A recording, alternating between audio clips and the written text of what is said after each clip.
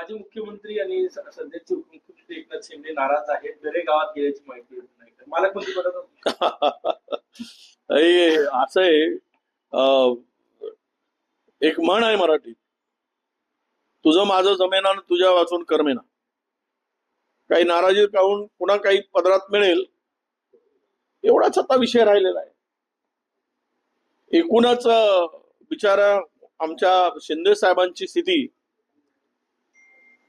मला वाटतं की आजच्या राजकारणामध्ये आत्ताच्या इतकी बिकट आहे की मी तर एखादा शब्द जरा असा वापरला तर त्याला चुकीचा अर्थ होईल, पण मी मुद्दाम हे सांगेल की आता शिंदे साहेबांची गरज संपली का,